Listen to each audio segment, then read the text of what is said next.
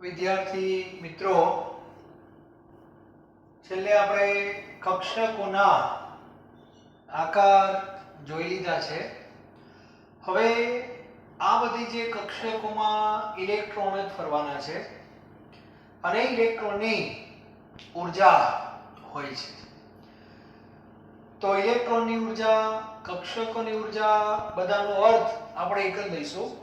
એટલે ટોપિકનું જે ટાઇટલ છે એ કક્ષકોની ઉર્જા છે.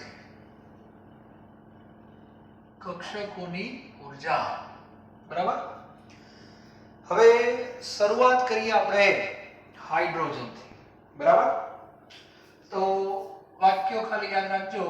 હાઇડ્રોજન પરમાણુ માટે, હાઇડ્રોજન પરમાણુ માટે, હાઇડ્રોજનમાં કેટલા ઇલેક્ટ્રોન હોય? એક જ ઇલેક્ટ્રોન હોય છે, બરાબર.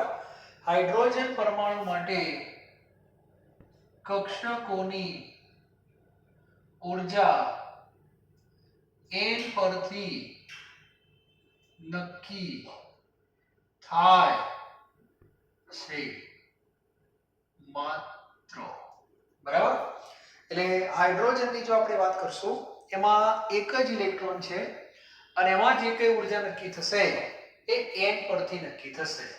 એનો અર્થ એવો થયો કે જેમ જેમ n વધુ, જેમ n વધુ તેમ ઉર્જા વધુ. આનો અર્થ એવો થયો, n વધે એનો અર્થ એવો થયો કે જે સેલ છે, જે કોષ છે, એ કેન્દ્રથી દૂર જાય છે. અને આગળ આપણે ચર્ચા કરી એ પ્રમાણે ઇલેક્ટ્રોન કેન્દ્રથી દૂર જાય એટલે સ્વાભાવિક છે કે એની ઉર્જા ધીરે ધીરે વધે છે. હવે આપણે પહેલા દિવસે જે કેન્દ્રની આજુબાજુ બધા વિસ્તારો બતાવ્યા હતા, બધાને ખ્યાલ છે. તો સૌથી પહેલા પહેલો સેલ, એમાં એક જ કક્ષક હોય, કઈ? S. એને કહેવાય છે 1s, બરાબર, ધ્યાન આપજો. ત્યાર પછી બીજો સેલ, બીજા સેલમાં બે પેટાકોષ છે, S અને P. તો S ને શું કહેવાય? 2s અને P ને શું કહેવાય? 2p કહેવાય, બરાબર. ત્રીજા સેલમાં આપણે જઈએ તેમાં S પણ હોય, P પણ હોય અને D પણ હોય. તો એની અંદર 3s, 3p અને 3d હોય. અને ચોથા સેલમાં આપણે જો જઈએ તેમાં 4s હોય, 4p હોય, 4d હોય અને 4f. અહીં સુધી આપણે વિચારીએ. ક્લિયર?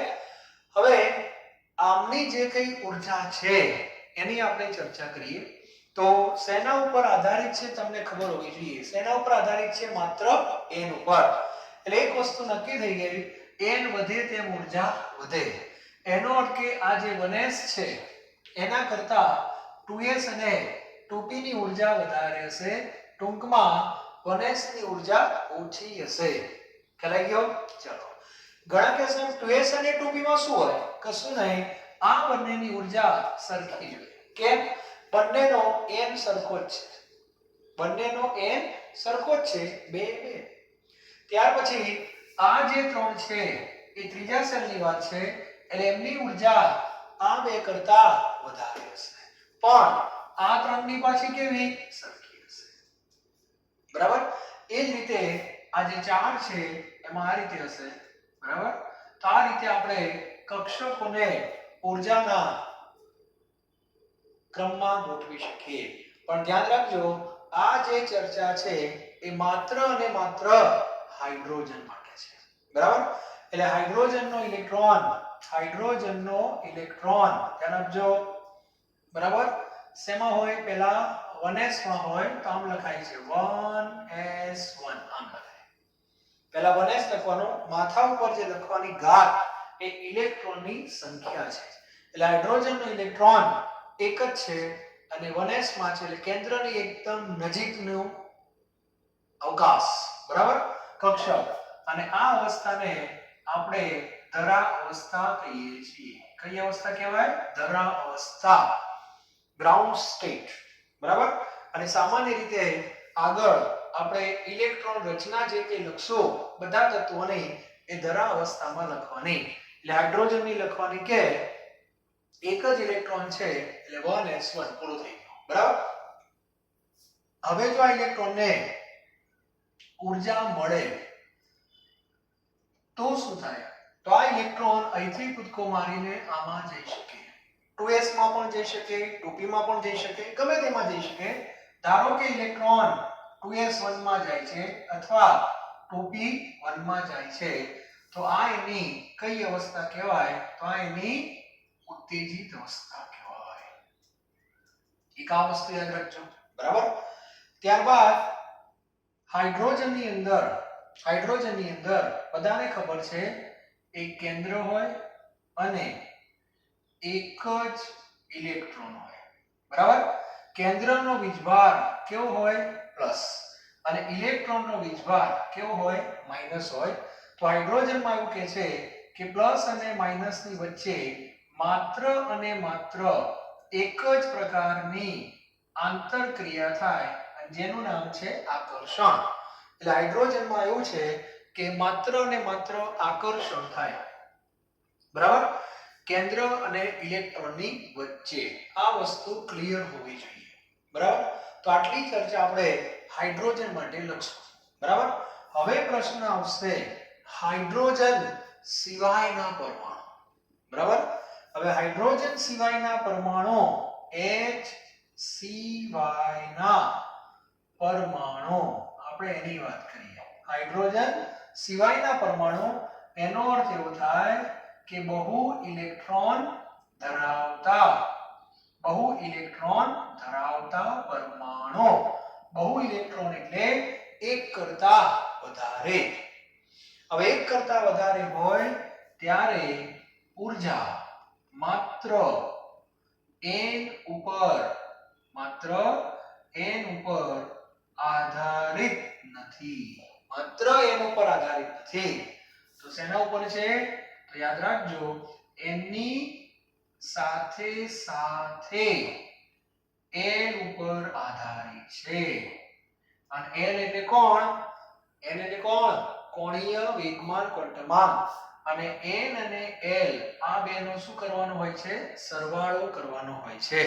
અને આગળ આ ચર્ચા આપણે કોણીય વેગમાનમાં કરેલી છે, બરાબર.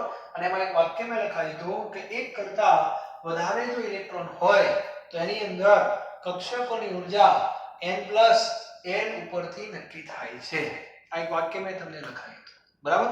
તો દરેક વિદ્યાર્થી મગજમાં ફિટ કરી દો કે હાઇડ્રોજન હોય તો ખાલી n ઉપરથી નક્કી થાય કક્ષકોની ઉર્જા, અને હાઇડ્રોજન સિવાયની જો એ વાત થતી હોય તો n વત્તા l ઉપરથી નક્કી થાય છે, બરાબર.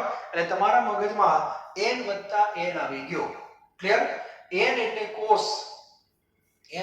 કોષ કહેવાય, કક્ષા કહેવાય, અને l એટલે શું કહેવાય? કક્ષકનો આકાર પણ નક્કી કરે છે, બરાબર. તો આના ઉપરથી બધી ચર્ચાઓ આપણે કરશું.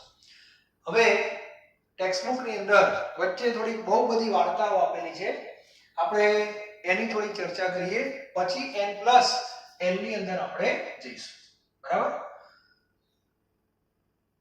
તો કઈ રીતે ચર્ચા બધી છે એની આપણે વાત કરીએ તો ધ્યાન આપજો.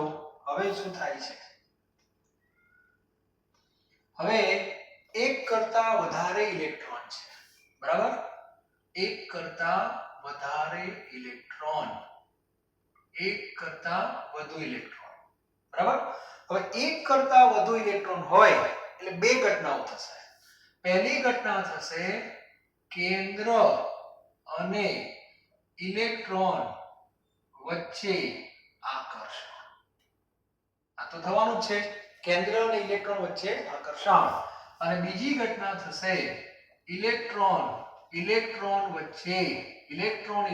વચ્ચે અપાકર્ષણ. એક આ પણ થવાનું. કેન્દ્ર અને ઇલેક્ટ્રોન વચ્ચે શું થાય? આકર્ષણ થાય, બધાને ખબર છે. પણ ઇલેક્ટ્રોન વચ્ચે પણ અપાકર્ષણ થવાનું છે.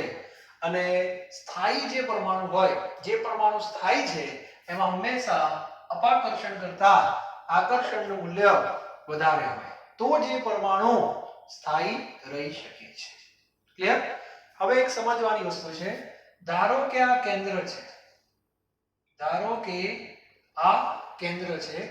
આ કેન્દ્ર જે છે એની બાજુમાં અહીંયા એક ધારો કે સેલ છે, ધારો કે આ કયા નંબરનો સેલ, પહેલા નંબરનો સેલ છે, અને બાજુમાં અહીંયા બીજા નંબરનો સેલ છે, બરાબર.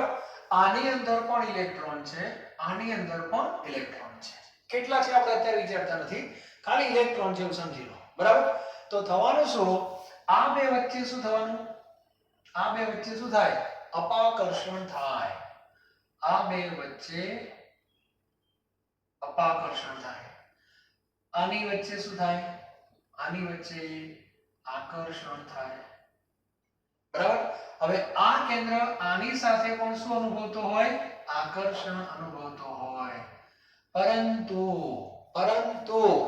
આ વચ્ચે વાળો જે ઇલેક્ટ્રોન છે, આ વચ્ચે તમને જે દેખાય છે એ આની સાથે શું ઉત્પન્ન કરે છે, અપાકર્ષણ. આ કેન્દ્ર શું કરે, આને તો પોતાના તરફ ખેંચતો જ હોય, પણ આને પણ આમ ખેંચતો હોય, પણ એ ખેંચાણને એક અવરોધ ઉત્પન્ન કરે છે. કોણ, આ ઇલેક્ટ્રોન. અને એના કારણે આ જે કેન્દ્ર છે એનો જે વીજભાર આના ઉપર જે જવો જોઈએ એના કરતા થોડો ઓછો જાય છે. સાચું કે ખોટું? 100% સાચું, બરાબર. એટલે આને આપણે બહારનો ઇલેક્ટ્રોન કહીએ, બહારના કોષનો ઇલેક્ટ્રોન, બરાબર. આને આપણે કહીએ અંદરના કોષનો ઇલેક્ટ્રોન. ચાલશે? ઓકે. એટલે આ બહારનો કહેવાય અને આ અંદરનો કહેવાય, બરાબર. હવે આનાથી થઈશું અંદરના ઇલેક્ટ્રોન શું કરે છે, અંદરના જે ઇલેક્ટ્રોન છે એક અસર ઉત્પન્ન કરે છે. એટલે અંદરના ઇલેક્ટ્રોન આ ઇલેક્ટ્રોન જે છે તે આના ઉપર શું લાગતું હોય, આકર્ષણ લાગતું હોય, પણ એ આકર્ષણની માત્રા અંદરના ઇલેક્ટ્રોન કેન્દ્ર અને બહારના ઇલેક્ટ્રોન વચ્ચેની આકર્ષણની માત્રા ઘટાડે છે, બરાબર. આ અસરને શિલ્ડિંગ અસર કહે છે. શું કહેવાય? શિલ્ડિંગ અસર. એટલે આ ઇલેક્ટ્રોન એક પ્રકારનું શિલ્ડ બનાવી દે, કવચ, અને એ કવચના કારણે કેન્દ્રની જે પેલી તાકાત હોય ઇલેક્ટ્રોનને ખેંચવાની એ ઘટી જાય, બરાબર. અને એ જે તાકાત છે કેન્દ્રનો અસરકારક વીજભાર, યાદ રાખજો, એને Z ઇફેક્ટિવ કહે છે. શું કહે છે? Z effective. એનું મૂલ્ય થોડું, એટલે Z ઇફેક્ટિવ થઈ જાય કારણ કે ઘટી જાય છે, બરાબર. એટલા માટે એટલે એ વીજભારને પછી કયો કહેવાય? Z ઇફેક્ટિવ કહેવાય. પણ શિલ્ડિંગ અસર કોને કહેવાય ખબર પડવી જોઈએ. દાખલા તરીકે એક સિમ્પલ વસ્તુ છે, લાઈટ ચાલુ છે, અત્યારે પ્રકાશ સારો એવો આવે છે. હવે હું વચ્ચે કાગળ મૂકી દઉં તો શું થાય? કાગળ મૂકી દઉં તો આ કવચ થઈ ગયું, એટલે એને બહારના ઇલેક્ટ્રોનને શું કરી દીધા? શિલ્ડ કરી દીધા, બરાબર. એટલે કેન્દ્રનું જે આકર્ષણ હોય એના પ્રત્યે થોડું કેવું જાય? ઓછું જાય. તો એવું કહેવા માંગે છે. એટલે કેન્દ્રનો અસરકારક વીજભાર કયો થઈ જાય? Z ઇફેક્ટિવ થઈ જાય. તો આવી એક ચર્ચા ટેક્સ્ટબુકમાં આપેલી છે, શિલ્ડિંગ અસર. તો આ પણ એક શબ્દ થોડોક સમજવા જેવો છે. આના વિશે ડિટેલની અંદર તમારે ચેપ્ટર 3 માં આવશે, બરાબર. પણ આ શિલ્ડિંગ અસર થાય છે એટલે કક્ષકોની જે કઈ ઊર્જા છે એમાં ફેરફારો થતા હોય છે, બરાબર. એટલે શિલ્ડિંગ અસર શું છે એ પહેલા મગજમાં ક્લિયર કરો. આટલું જ યાદ રાખો, અંદરના ઇલેક્ટ્રોન કેન્દ્ર અને બહારના ઇલેક્ટ્રોન વચ્ચેની આકર્ષણની જે માત્રા છે એને ઘટાડે છે. આ અસરને શિલ્ડિંગ અસર કહે છે. ક્લિયર? અને આવા ઇલેક્ટ્રોન જેટલા વધારે હશે એટલી અસર શું થવાની? વધારે થવાની. તો આ એક વસ્તુ ક્લિયર હોવી જોઈએ, બરાબર. હવે તો આની અંદર બે વચ્ચે યુદ્ધ થાય, એક સ્વાભાવિક વસ્તુ છે. કોની વચ્ચે યુદ્ધ થાય? એક આકર્ષણ અને એક અપાકર્ષણ. આકર્ષણમાં એવું કહે છે, એક સિમ્પલ વસ્તુ છે, S P D અને F. કોઈ પણ સેલ હોય આપણી પાસે, ધારો કે n બરાબર 4, ચોથા સેલની વાત કરું છું, એમાં 4 પેટા કોષો S P D અને F તો આ S જે છે એ કેન્દ્રથી સૌથી નજીક કહેવાય, બરાબર. P થોડોક દૂર કહેવાય, D આમ કહેવાય, એટલે વધારે નજીક કોણ કહેવાય? S. એટલે S ની જે ઊર્જા હોય એ ઓછી હોય. આ મગજમાં થોડુંક રાખવાનું. S ની ઊર્જા ઓછી હોય એટલે કહેવાનો અર્થ એ છે કે L બરાબર 0 થી તમે L બરાબર 3 તરફ જાઓ એટલે 0 થી 3 0 1 2 3 એટલે કોણીય વેગમાન ક્વોન્ટમાંક જેમ વધે તેમ ઊર્જાનું મૂલ્ય પણ વધે છે. એટલે L નું મહત્વ આવી ગયું. તો આ પણ એક વસ્તુ સમજવા જેવી છે. એટલે n ની સાથે સાથે L નું પણ મહત્વ છે. બીજું, કક્ષકોના જે આકાર છે એ પણ આમાં કારણભૂત છે. S નો આકાર બધાને ખબર છે ગોળાકાર છે. ગોળાકાર આકારના કારણે એ ઇલેક્ટ્રોન કેન્દ્રની વધારે નજીક હોય છે, બરાબર. પછી P આવે, પછી D આવે, પછી F. એટલે આકારનું પણ એક સારું એવું મહત્વ છે. તો આવી થોડી બેઝિક ચર્ચા આની અંદર કરેલી છે. તો અત્યારે હાલ તમારે એટલી બધી આના વિશે ચિંતા કરવાની જરૂર નથી, બરાબર. પણ ખાલી થોડુંક ટેક્સ્ટ બુકમાં આપેલું છે એટલે શિલ્ડિંગ અસર શું કહેવાય એ ખબર હોવી જોઈએ. ઇલેક્ટ્રોન રચના જ્યારે આપણે ભણશો ત્યારે હું આની ડિટેલમાં ચર્ચા કરીશ. અત્યારે ટેક્સ્ટ બુકમાં તમે વાંચશો તો બહુ ખ્યાલ નહીં આવે, પણ એટલું મગજમાં ક્લિયર હોવું જોઈએ કે એક કરતા વધારે ઇલેક્ટ્રોન હોય ત્યારે બે ઘટનાઓ બનવાની. કેન્દ્ર અને ઇલેક્ટ્રોનની વચ્ચે આકર્ષણ થાય અને ઇલેક્ટ્રોન વચ્ચે અપાકર્ષણ થાય. આ ક્લિયર હોવું જોઈએ, બરાબર. અને જ્યારે આ જે અંદરના ઇલેક્ટ્રોન હોય એ આ બે વચ્ચે જે આકર્ષણની માત્રા હોય એને ઘટાડી નાખે છે, બરાબર. અને ઘટાડી નાખે એટલે ઊર્જાનું મૂલ્ય વધે. ઘટાડે એટલે શું થાય? અંતર થોડું વધી જાય. અંતર વધે એટલે ઊર્જા વધી જાય. તો આવી એક અસર વચ્ચે આવે છે. ક્યારે ક્યારે અસર આવશે, ક્યારે એનો પ્રભાવ વધારે થશે, ક્યારે ઓછું થશે, એ બધું ડિટેલમાં ચેપ્ટર 3 માં આવશે, બરાબર. પણ આ તો તમે વાંચતા હશો એટલે શિલ્ડિંગ અસર આવશે, તો ગભરાવાની કોઈ જરૂર નથી, બરાબર. ચાલો હવે મુખ્ય મુદ્દો જે છે આપણો ભણવાનો ખાસ એ તમને કહી દઉં. આ વચ્ચે થોડીક ચર્ચા આપણે કરી લીધી. આના વિશે બહુ ડિટેલમાં ચેપ્ટર નંબર 3 માં આવશે. એટલે અત્યારે બહુ ચિંતા નહીં કરતા, નહીંતર આપણું ચેપ્ટર આડું થઈ જશે, બરાબર. ચાલો હવે ફરીથી આવી જઈએ આપણે એક કરતા વધુ ઇલેક્ટ્રોન માટે. આ જ વસ્તુ, એક કરતા વધુ ઇલેક્ટ્રોન માટે કક્ષકોની ઊર્જા n+l પરથી નક્કી થાય છે. n+l પરથી નક્કી થાય છે. જેમ n+l નું મૂલ્ય વધુ તેમ ઊર્જા વધુ, બરાબર. જો n+l નું મૂલ્ય આપેલ બે કક્ષકો માટે સમાન મળે તો જેમ n વધુ તેમ ઊર્જા વધુ, બરાબર. ટેક્સ્ટ બુકમાં ઓછાના સંદર્ભમાં માહિતી આપી છે, મેં વધારાના સંદર્ભમાં આપી દીધી, બરાબર. ટેક્સ્ટ બુકમાં આવશે n+n નું મૂલ્ય જેમ ઓછું તેમ ઊર્જા ઓછી. સરખા હોય તો n નું મૂલ્ય ઓછું તેમ ઊર્જા ઓછી. આપણે વધારે સંદર્ભમાં વિચારીશું, બરાબર. હવે પરીક્ષાની અંદર આવા પ્રશ્નો પૂછાય કે ચલો 3p 4s 4d અને 3d ને, બરાબર, 3d ને ઊર્જાના યોગ્ય ક્રમમાં ગોઠવો. આવું તમને કીધું છે, બરાબર. યોગ્ય ક્રમમાં ગોઠવો. તો ગભરાવાનું નહીં. 3p પછી 4s 4d અને 3d આ લખી નાખ્યું. ચાલો પછી એક ટેબલ બનાવી દેવાનું, બરાબર. અને આ ટેબલની અંદર પહેલા ખાનામાં શું આવશે? n, બીજા ખાનામાં l અને ત્રીજામાં n+l, બરાબર. ચલો હવે 3p નો અર્થ એવો થાય કે આ કક્ષક કયા સેલમાં છે? ત્રીજા સેલમાં. n ઉપર નક્કી થાય. આ ત્રીજો સેલ, આ ચોથો સેલ, આ ચોથો સેલ, આ ત્રીજો સેલ. એટલે આ બે ત્રીજા સેલમાં છે અને આ બે ચોથા સેલમાં છે. ધ્યાન રાખજો. હવે l જોવો પડે પાછો. આ p એટલે ડમ્બેલ્સ છે તો આનો l કેટલો હોય? 1, આનો s એ 0, આ d એટલે અહીંયા 2 અને આ d એટલે અહીંયા પણ શું આવશે 2 આવશે. બરાબર 0 1 2 3 સરવાળો 3 + 1 4 4 + 0 4 4 ને 2 6 3 ને 2 5. ક્લિયર? આવું થશે.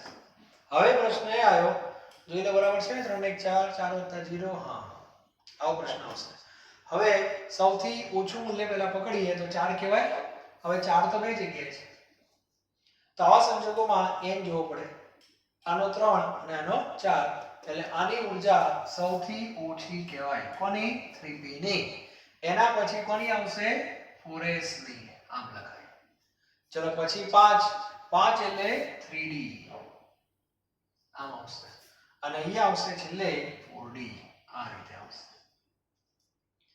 એટલે ઘણા વિદ્યાર્થીને પ્રશ્ન આવશે કે સાહેબ 4s અને 3d ધ્યાનથી જો 4s એ ચોથા સેલમાં કહેવાય અને આ કયા સેલમાં કહેવાય? ત્રીજા સેલમાં કહેવાય. છતાં 4s ની ઊર્જા ઓછી કેમ થઈ? એનું કારણ બીજું કંઈ નહીં, આનો આકાર ગોળાકાર છે. s નો આકાર ગોળાકાર, આનો ડબલ છે. એટલે આ કેન્દ્રની વધારે નજીક હશે. એનું જે વાદળ છે એ કેન્દ્રની વધારે નજીક હશે. બરાબર 4s માં અને એને આકર્ષણનો પ્રભાવ વધારે હશે કમ્પેર ટુ અપાકર્ષણ. તો આ એક વસ્તુ યાદ રાખવા જેવી છે. તો આ રીતે આપણે કોઈ પણ કક્ષકોને ઊર્જાના યોગ્ય ક્રમમાં ગોઠવી શકીએ છીએ. બરાબર? તો આગળ જતા તમારે જે ઇલેક્ટ્રોન રચના આવવાની છે એ આના સંદર્ભમાં જવાની છે. પણ આ ટોપિકને આ રીતે થોડુંક સમજવું પડશે. હાઇડ્રોજન હોય તો ખાલી n ઉપરથી નક્કી થાય. અત્યારે આટલું યાદ રાખો. હાઇડ્રોજન સિવાયના પરમાણુ હોય તો n + l ઉપરથી નક્કી થાય અને n + l માં આટલા મુદ્દો યાદ રાખી લેવાના.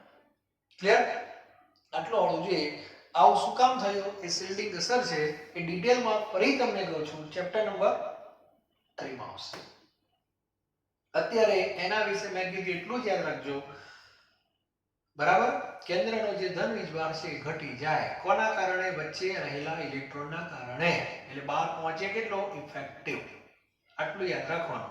અને વચ્ચે આવા ઇલેક્ટ્રોન જેટલા વધારે હોય એટલો ઇફેક્ટિવ વીજભાર ઓછો હોય છે.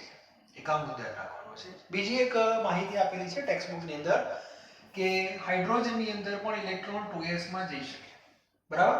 પછી લિથિયમ છે એમાં પણ ઇલેક્ટ્રોન 2s માં જઈ શકે. સોડિયમ છે એમાં પણ ઇલેક્ટ્રોન 2s માં જઈ શકે અને પોટેશિયમમાં પણ ઇલેક્ટ્રોન 2s માં જઈ શકે. હાઇડ્રોજનનો નંબર 1, આનો નંબર 3, આનો 11 અને આનો 19. બરાબર? તો બધા અલગ અલગ પરમાણુ છે ધ્યાન આપજો. બધાના 2s ની વાત છે. તો કયા ઇલેક્ટ્રોનની ઊર્જા ઓછી હશે અને કોની વધારે હશે? તો કેમ નક્કી કરવું? તો એના માટે ધ્યાન આપજો. હાઇડ્રોજનના કેન્દ્રમાં કેટલા પ્રોટોન હોય? એક જ. એટલે આ +1, આ +3, આ +11 અને આ +19. એટલે આનું કેન્દ્ર તાકાતવાળું છે. 19 પ્રોટોન છે કેન્દ્રમાં અને આ 19 પ્રોટોન આ ઇલેક્ટ્રોનને શું કરવાના? ખેંચવાના. બધાનો સેલ તો બીજો જ છે. બરાબર? પણ આ 19 ઇલેક્ટ્રોનને ખેંચવાના. એટલે આની ઊર્જા ઓછી હશે. આની ઊર્જા વધારે હશે. એટલે ટેક્સ્ટ બુક ની અંદર ક્રમ આપેલો છે તો આની ઊર્જા વધુ હશે અને આની ઊર્જા ઓછી હશે. બરાબર? તો એ ક્રમ જે આપેલો છે એ પણ તમે જોઈ શકો છો. ધ્યાન રાખજો. આનું કેન્દ્ર મજબૂત, આનું કેન્દ્ર પ્રમાણમાં નબળું છે. તો આટલી માહિતી એક યાદ રાખજો. અને હવે આપણે જે કંઈ ઇલેક્ટ્રોન ની રચના ને બધું જે કંઈ ભણવાનું છે બરાબર તો એ તમારે આવશે. એના માટે દરેક વિદ્યાર્થી હવે આ મેં તમને જે n + l કીધું એના સંદર્ભમાં ટેક્સ્ટ બુકમાં એક આકૃતિ તમને આપેલી છે એ બધાએ સરસ દોરવાની. બરાબર? નવી શીખતા હોય ત્યારે એમાં આ રીતે દોરેલી છે. 1s ના નીચે 2s, પછી 3s, પછી 4s, 5s અને 6s. બરાબર? ત્યારબાદ અહીંયા આવશે 2p, ત્યારબાદ આવશે 3p, એના પછી આવશે 4p, એના પછી આવશે 5p, એના પછી આવું લખવાનું 6p. બરાબર? કારણ કે 1p ના હોય. એના પછી આવે અહીંયા 3d દોરતા બધાને આવડવું જોઈએ. પછી આવશે 4d, અહીંયા આવશે 5d, પછી આવશે 6d અને અહીંયા 4f, પછી આવશે 5. બહુ થઈ ગયું બરાબર. એટલે આ રીતે પહેલા નવા નવી શીખતા હોય ત્યારે આવું બતાવી દો રફ ની અંદર. હવે ઇલેક્ટ્રોન હંમેશા અહીંથી આવે, આમ આવે, એટલે અહીંથી એને શું કરવાની, એન્ટ્રી. આવ યાદ રાખજો, આગળ નિયમ આવે છે એટલા માટે. હાફ બાઉન્ડ એક નિયમ આપણે ભણશું, એમાં ઇલેક્ટ્રોન રચના આવશે. અત્યારથી યાદ રાખી લો 1s, એટલે આ જે દોરું છું એ n l ના નિયમનું પાલન કરે છે. પછી તમારે આમ થઈને પાછું આમ જવાનું, એન્ટ્રી આમથી જ આવે 2s, પછી આમ થઈને પાછું જવાનું 2p, પછી 3s, પછી આમ થઈને આમ પાછો 3p, 4s, પાછું આમ થઈને આમ પાછો 3d, 4p, 5s, પાછું આમ થઈને આમ પાછો. તો આ રીતે આ કોઈ સરસ મજાની એક આકૃતિ આપેલી છે, મજા આવે તમને બરાબર. અને આ રીતે તમારે દોરવાની છે. ખ્યાલ આવી ગયો? આ ક્રમ ઓટોમેટિક થઈ ગયો. ખબર પડી જશે સૌથી ઓછી ઉર્જા કોની, 1s. ખબર પડી જ જાય. એના પછી આમથી આમ પહેલા શું આવ્યું, 2s. આમાં n l ના નિયમનું પાલન થશે. 2s પછી કોણ આવશે, 2p આવશે બરાબર. 2p પછી કોણ આવશે, 3s. 3s પછી કોણ આવશે, 3p. 3p પછી કોણ આવશે, 4s. 4s પછી કોણ આવશે, 3d. આ રીતે ટૂંકમાં 4s પછી આવશે 3d, પછી 4p, 5s, આમ કરતા કરતા તમે અહીં સુધી પહોંચી જાઓ. ક્લિયર? તો આ જે ક્રમ આપેલો છે એ n l નું પાલન કરે છે. એટલે આ કક્ષકોની જે ઊર્જા છે આ રીતે છે. જેના ઉપરથી નક્કી થાય, n l ઉપરથી. આટલું ખાલી યાદ રાખો બસ. n l જેનો વધારે એ કક્ષકની ઊર્જા વધારે, n l જેનો ઓછો એ કક્ષકની ઊર્જા ઓછી. અને n l જો સરખો આવે તો n જોઈ લેવાનો. ક્લિયર? તો આ મુદ્દો અહીંયા હું પૂરો કરું છું. હવે એક લેક્ચર આપણું જે આવશે એમાં ઇલેક્ટ્રોન રચનાના નિયમો આવશે બરાબર. કક્ષકોને ક્રમમાં ગોઠવી દીધી છે આપણે. હવે ઇલેક્ટ્રોનને કઈ રીતે એન્ટ્રી લેવાની એ બધા નિયમો હવે તમને નેક્સ્ટ લેક્ચરમાં હું સમજાવીશ બરાબર. તો આજના ટોપિકમાં વચ્ચે એક નાનો ટોપિક હતો શિલ્ડિંગ અસર. ફરીથી કહું, ચેપ્ટર 3 માં એના વિશે ડિટેલમાં છે. અત્યારે એની હાલ કોઈ જરૂર નથી. Clear? Thank you very very